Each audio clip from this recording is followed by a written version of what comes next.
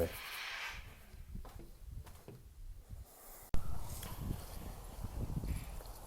And I just took a little break, took my dog out for a walk. So where were we? Yeah, so with the additional media reports this week, I've just been looking at the Behavioural Sciences unit,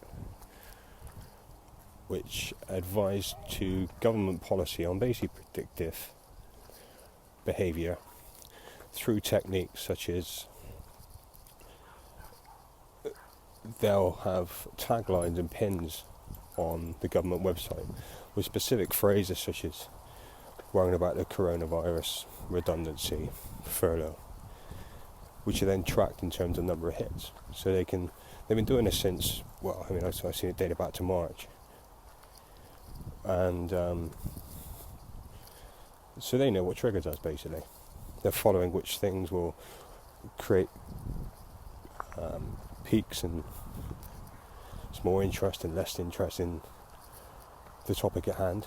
But it's also understanding the mentality of the people that it's affecting. So if they bring in measures of taking furlough away, they can see how many people are going to look at that, how many people will be sort of consciously fearful of that, which again gives them mechanisms of control in understanding that if you allay people's fears, they're going to be more compliant with what you eventually want them to do, which is what it all comes back to. But as my first sort of walk and talk of this, I've stayed away from it for many reasons. Sometimes you jump in and be a bit hasty with stuff, but where's the media? Where are they? It's just non-existent. Number of MPs and local publications, etc. I've contacted with detail just to have a look at it, maybe, nothing. But 9 million people in the UK on furlough. What will happen is when people go back to work now, they've taken furlough off, I think it's August, September, but they're taking it away. So when lockdown 2 comes around again, if these people even have jobs to go back to, because if less people are spending money due to not being bothered with the bullshit of shopping and having to go to a pub and have your details taken, all that nonsense, then your customer's going to go down. Having to work at operation costs. Many restaurants, venues need to work at 80% capacity just to break even. Of course, social distancing measures have stopped that to approximately a third, which means you're getting a third of your capacity out. They can't operate on that cost. There'll be jobs gone to accommodate for that, as well as the additional staff needed to employ these ridiculous measures which have no scientific basis whatsoever. That's provable fact. It's going to be a gradual bleed out, I think. It's a gradual bleed out. I think Ike put it brilliantly when he said it was the furlough was lockdown was a knock over the head. Furlough was the anaesthetic. And he's going to wait for that to bleed to death now. Once that anaesthetic wears off, you come round and you realise you've had a lung taken out. But yeah. Good boy. Good boy. But I guess a big dog with a stick. But yeah, I don't know. People need to something needs to change. Hi, mate. Hi, mate. A bit fearful of it, mate. But people need to understand that what doesn't necessarily affect you right now is going to affect you very shortly. And I know they're pumping money into the under 25s for furlough, which is one thing to keep them passive, give them extended wages, I think, until early next year. That will keep them on board, which is the young generation, which is the ones who are really trying to indoctrinate as best they can. That's where it comes from. So, but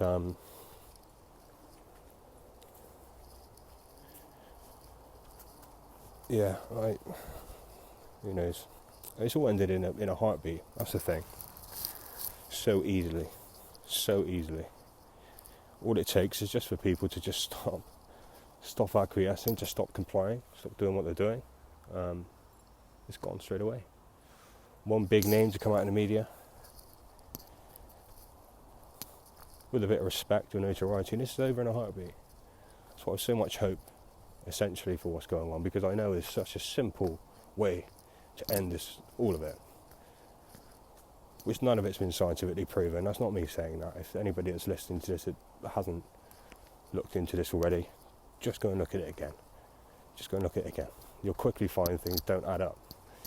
And that's not you being mistaken. It doesn't add up. It's not meant to add up.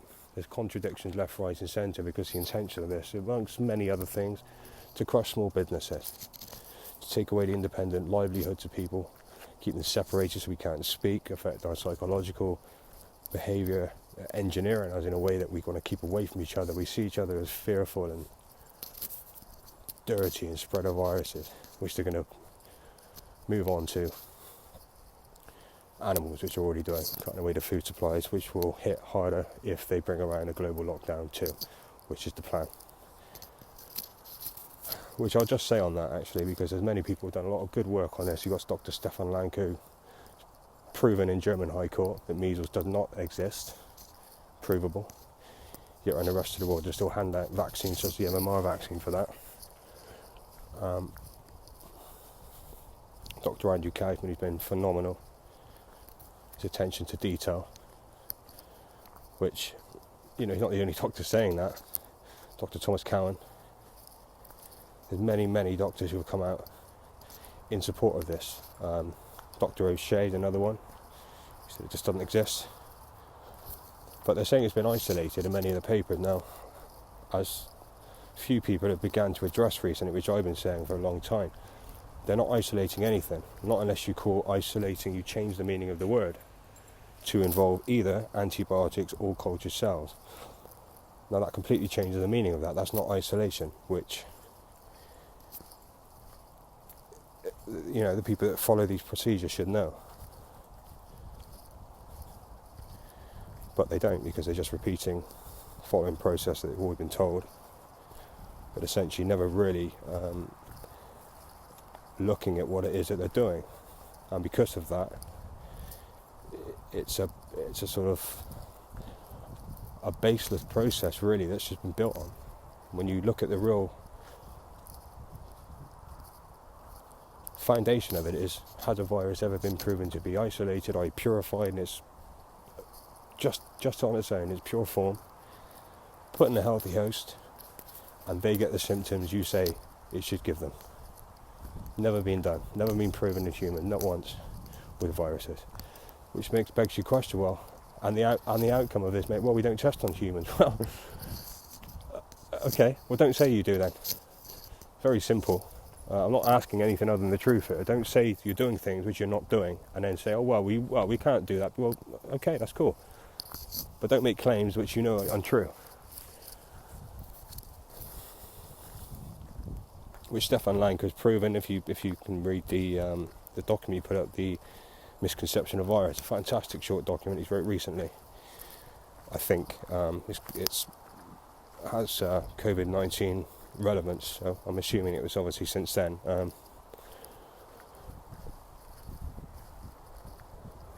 But yeah, he shows really what's going on, which is the malnutrition and waste of cells due to starvation of oxygen, amongst other things, when you combine them with these cultured materials, antibiotics, etc.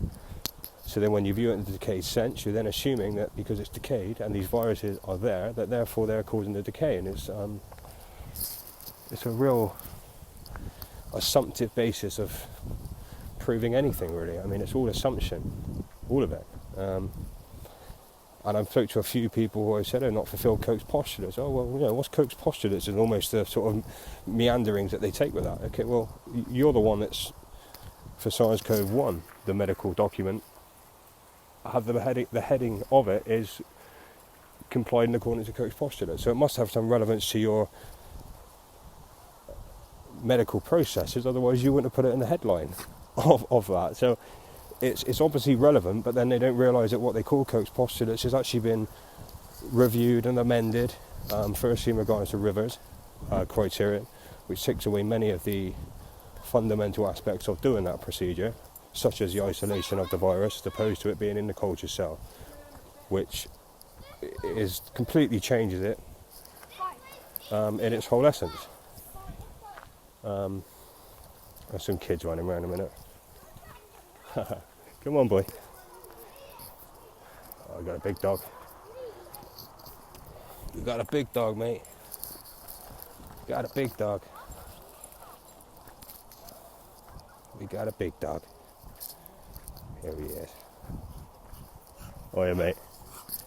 Come on, boy. Come on. Haha. Willie. Come on. Good boy. He's a bit bigger than you, mate. I don't think he liked you either. Sorry, what was I? Yeah, so they changed the criteria of the agreed process that was standardised by medical doctors of the day back in the 1890s when they proposed germ theory, which is the whole thing they're basing it upon. So, as well as actually changing recently the wording of Koch postulates to include cultured cells. To get up with up-to-date technology, which I find hilarious. So you're going to include up-to-date technology, remove the finer technicalities and specifications of the process. So you're basically devoluting the process in the name of increased technology. Okay, it's a great theory there.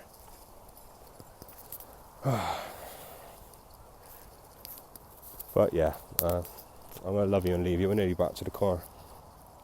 And you take care, everyone. All the best. Enjoy Covid1984. Speak to you soon.